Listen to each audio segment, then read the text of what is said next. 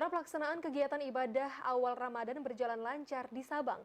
Masyarakat memadati tarawih berjamaah perdana di seluruh masjid.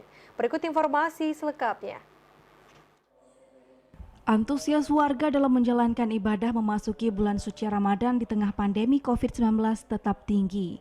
Kamis malam sebagian masjid di Sabang dipenuhi warga melaksanakan salat tarawih berjamaah di awal Ramadan. Bahkan masjid terbesar di Sabang, Masjid Agung Babu Salam, masih tetap mempertahankan pembacaan 1 juz Al-Quran dalam satu malam di setiap bacaan salat tarawih.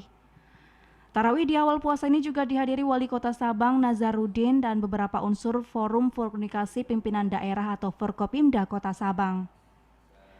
Ketua Majelis Permusyawaratan Ulama MPU Kota Sabang, Tengku Muhammad Yakub Saleh menyampaikan rasa syukur karena Sabang masih dapat melaksanakan salat tarawih berjamaah. Di samping itu, ia memberikan pedoman pelaksanaan salat tarawih dan fardu selama pandemi ini. Ia menyampaikan ada kelonggaran aturan bagi warga, seperti dianjurkan sholat di rumah bagi yang sakit, membawa sajadah sendiri, dan membasuh tangan saat memasuki masjid. Namun begitu tidak ada pemberlakuan jarak dalam salat tarawih dan masjid sudah tidak menggunakan karpet lagi.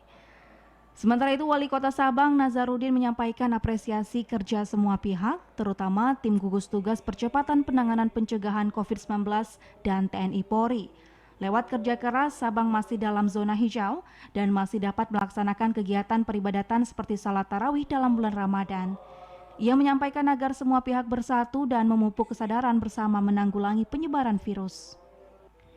Amatan TVRI, meski masjid tetap melaksanakan 23 rakaat sholat tarawih, namun kebanyakan warga lebih memilih mempersingkat waktu, yaitu hanya 8 rakaat, ditambah 3 rakaat dengan sholat witir.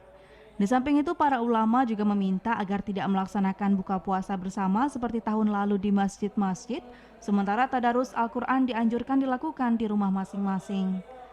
Dari Sabang, Mahfud, TVRI melaporkan.